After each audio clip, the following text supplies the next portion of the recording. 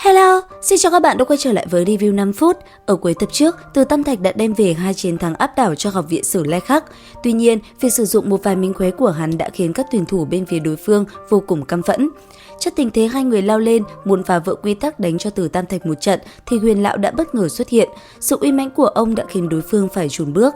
Sự việc này qua đi, trận đấu cá nhân lại tiếp tục diễn ra. Nương theo tên thành viên được hai đội đăng ký ngay từ đầu, thì người lên sàn tiếp theo chính là Bối Bối và Mễ Già. Đối diện với một gã hồn vương kiêm hồn đạo sư cấp 5, Bối Bối ngay khi bắt đầu đã xuất ra toàn lực. Lôi đình long chảo nháy mắt đã cùng hồn đạo pháo va chạm, tạo nên tiếng nổ kinh thiên động địa. Sau một kích bất phân thắng bại, song phương tiếp tục phóng ra đòn công kích thứ hai. Lần này thì Mễ Già kích phát ra hồn đạo pháo có uy lực vượt xa đạn pháo ban đầu. Đối diện một đòn này, Bối Bối sử dụng khống hạc cầm long và quỷ ảnh mê tung để tránh né. Ngay sau đó, hắn cũng ném về phía đối phương một loại ám khí cường đại, xếp trong top 10 ám khí đường môn, chuyên để phá các loại năng lực phòng ngự. Chỉ thấy bóng đen xuất hiện trong nháy mắt kia chính là vô số kim châm nhỏ như lông châu bay ra của Tử Mẫu truy hồn đoạt mệnh đảm. Rõ ràng sau khi trúng độc thì Mễ Già đã ngã xuống. Với một kích này, Bối Bối không chỉ đem về chiến thắng cho Sử Lai Khắc mà còn để lại ấn tượng lớn trong lòng khán giả về ám khí đường môn. Không lâu sau, phía chiến đội Nhật Nguyệt lại cử người khác lên, nương theo tiếng vỗ tay hò reo không ngớt là thân ảnh yểu điệu của Mộng Hồng Trần tiến lên sàn đấu. Đồng dạng là lá bài tẩy của chiến đội Nhật Nguyệt, năng lực của Tiếu Hồng Trần là khống chế kim loại. Vậy, năng lực của Mộng Hồng Trần là gì? Đó là điều mà các thành viên Sử Lai Khắc và khán giả đều tò mò. Người lo lắng nhất lúc này là Bối Bối, bởi vì từ trên người cô gái trước mắt, hắn cảm nhận được sát khí nguy hiểm tản ra. Cho nên, Bối Bối tuyệt không khinh địch, vừa bắt đầu đã bạo phát ra một đòn toàn lực của lôi đình long chảo. Trước đòn tấn công mạnh mẽ ấy, sắc mặt Mộng Hồng Trần không biến đổi. Nàng không dùng hồn đạo khí như những đội viên khác mà phóng thích ra hồn hoàn, giống với cách chiến đấu của một hồn sư nguyên bản. Khoảnh khắc hồn hoàn lóe sáng, sương mù trắng xóa bất ngờ bao phủ khắp sàn đấu. Chỉ trong tích tắc, khi tiếp xúc với thứ này, Bối Bối liền bất động, sau đó trực tiếp ngã xuống. Chiến thắng này của Mộng Hồng Trần như không tốn chút sức lực nào, khiến toàn bộ mọi người thất kinh.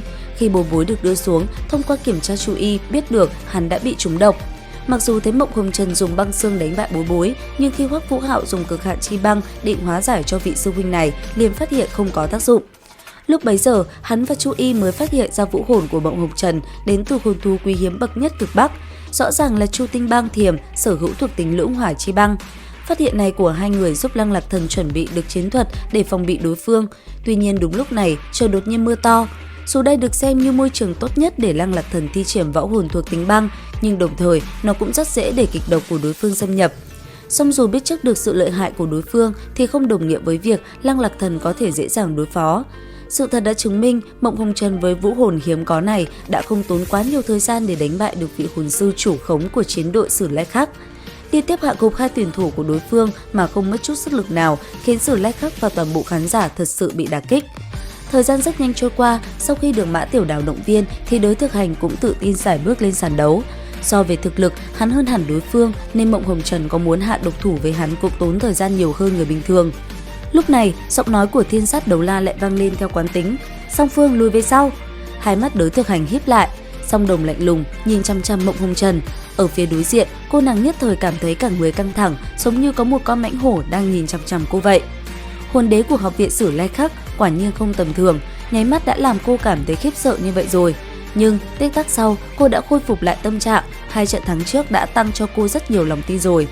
Rất nhanh, chiến đấu chính thức nổ ra, Bạch Hổ hộ thân chướng, Bạch Hổ kim cương biến, Bạch Hổ ma thần biến, ba đại kỹ năng tăng phúc nháy mắt kích hoạt trên thân thể Đới Thực Hành. Chứng kiến một màn này, sắc mặt Mạn Như Long không ngừng biến đổi, đồng dạng là hồn đế, nhưng xét về mặt tu vi, hắn kém vị công tử của công tước Bạch Hổ này rất xa. Lúc này, xúc của Mộng Hồng Trần cũng dùng đến hồn đạo khí, một bộ giáp trong nháy mắt bao phủ toàn thân cô nàng. Sau đó, hai thanh kiếm cũng lập tức xuất hiện trong tay. Hồn hoàn thứ hai và thứ ba cũng luân phiên nhau nhấp nháy, một vòng sáng băng lam từ chân Mộng Hồng Trần lan rộng ra, trong nháy mắt đã bao trùm toàn bộ sàn đấu. Trong phạm vi của băng độc hoàn, kịch độc của Chu Tình Băng Thiềm càng nâng cao uy lực. Trước tình thế ấy, Đới Thực Hành rõ ràng cảm nhận được trái tim mình như có gì đó xâm nhập. Bởi vậy, sau vài lần va chạm trên không trung, Đới Thực Hành quyết định đánh nhanh thắng nhanh, phóng ra công kích toàn lực. Đến đây thì cũng hết tập 45 Đấu La Đại Lục 2. Xin chào và hẹn gặp lại các bạn ở những video tiếp theo.